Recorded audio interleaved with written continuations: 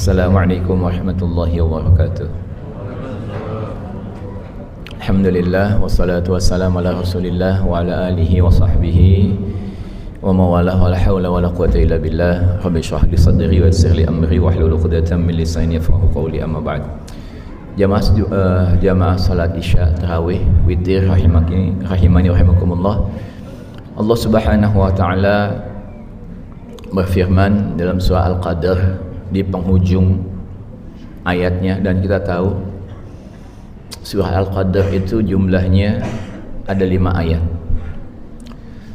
Seakan-akan kata Ibnu Abbas, sepupu Nabi SAW, yang didoakan ketika masih kecil oleh baginda Nabi SAW, Allahumma faqihu fid din wa 'allimhu ta'wilah.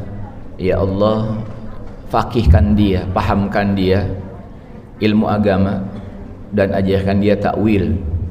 Ya, takwil itu maknanya sesuatu yang tidak tersurat di dalam Al-Quran tapi tersirat. Dan itu doa Nabi kepada Ibnu Abbas. Maka ulama kemudian mengatakan Ibnu Abbas itu gelarnya adalah Biharul Ulum, samudra ilmu pengetahuan. Dan beliau mengatakan tidak ada satu ayat yang turun kepada Nabi SAW kecuali saya tahu buat siapa, kapan, di mana, dan bagaimana kejadiannya. Jamaah kaum muslimin, versi Ibnu Abbas, tapi kita tidak boleh mendefinitifkannya. Ini pendapat beliau ketika beliau ditanya oleh Umar bin Khattab dalam suatu musyawarah membahas tentang surah Al-Qadr. Semua berbicara, kemudian beliau diam karena beliau yang paling muda. Kemudian kata Umar, ngomonglah Ibnu Abbas. Setelah diberi kesempatan, kemudian beliau mengatakan, sesungguhnya surah Al-Qadr ada 5 ayat. Seakan-akan Allah hendak menyampaikan kepada kita, ini sesuai dengan sabda Nabi SAW. Dan jumlah ayatnya ada 3, jumlah ayatnya ada 5, jumlah katanya nanti bisa di inna 1, anzalna, sampai kemudian salamun hiya hatta matla'il fajr, itu jumlahnya ada 30. Seakan-akan 30 dalam 1 bulan itu ada malam 5 yang istimewa, yaitu malam 21, 23, 25, 27 dan 29. Dan kemudian beliau mengatakan sesungguhnya Lailatul Qadar itu namanya juga ditanya, beliau kemudian menyampaikan sebagaimana Allah berfirman, Lailatul Qadar itu hurufnya ada 9, lam, ya, lam, ta marbutah, alif, lam, qaf, dal, dan ra, ada 9. Dan Allah mengulangnya ada 3 kali. Berarti kata beliau 9 kali 3 27. Makanya di Timur Tengah, di Saudi, di Mesir, ya, bahkan dulu kita itu di Mesir itu kalau malam 27 itu orang dapat duduk aja di masjid gitu ya, itu bisa dapat bingkisan, nggak perlu war takjil kata anak zaman now kan gitu ya. Satu orang itu bisa dapat 10-20 bungkusan yang disebut dengan Maidatur Rahman di sana. Malam 27 itu orang begitu dermawan, begitu luar biasa. Dan kalau kita melihat lagi di penghujung surah tadi, yang ayat kelima tadi itu salamun hiya hatta matla'il fajr, ada 5 kata di situ ya. Maka kita akan mendapati kalimat hiya, yaitu dhamir, kata ganti buat Lailatul Qadar itu persis di kata yang ke-27. Nanti silahkan buka sendiri ya. Itulah yang menyebabkan kemudian beliau dan sebagian besar ulama di Timur Tengah itu meyakini bahwa Lailatul Qadar itu malam 27, walaupun jumhur ulama mengatakan ini pendapat pribadi sepupu Nabi SAW yang didoakan oleh baginda Nabi SAW.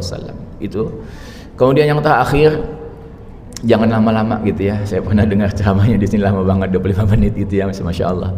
Dan saya pernah ditegur sama jamaah gitu ya, ketika memberikan ceramah kultum Ramadan, versi saya baru 10 menit lewat gitu ya. 10 menit saya ceramah, kemudian Ustaz cukup katanya.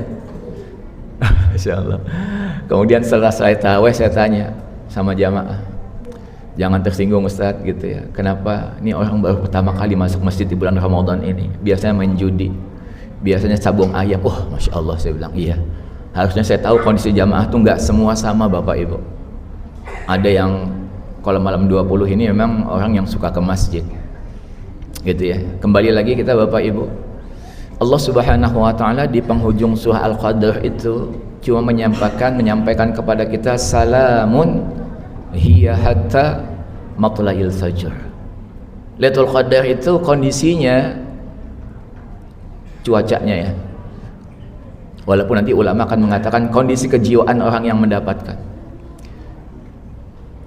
Salamun hiya hatta matla'il fajr, sampai fajar itu tiba, azan subuh itu tiba.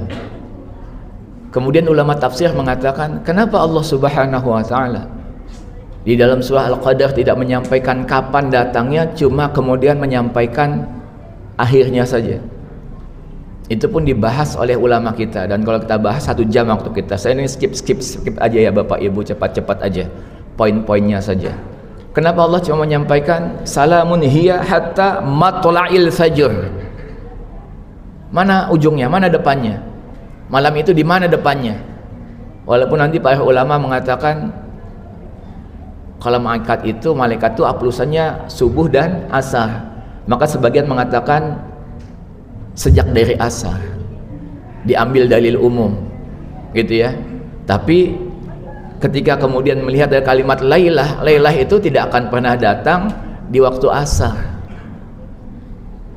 Dia hanya akan datang setelah azan maghrib. Walaupun zikir kita di petang hari, Bapak Ibu jamaah kaum muslimin, zikir petang, gitu ya, kita meminta kepada Allah Subhanahu wa taala, Allahumma inni as'aluka khaira ma fi hadhihi lailah. Jadi ulama itu ketika mengatakan itu bukan sembarangan, mereka pasti tahu.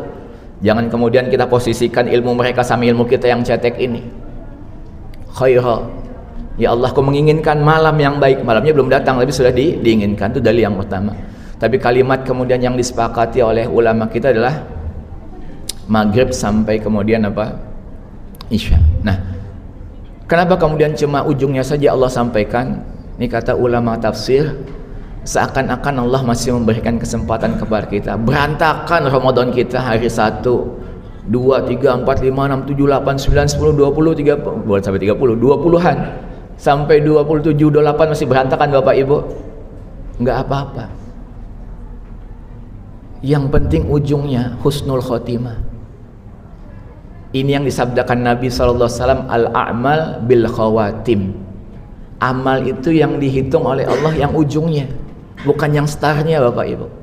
Walaupun kita tahu husnul khotimah itu, ujung yang baik itu dimulakan dari husnul bidayah, dari awal yang baik.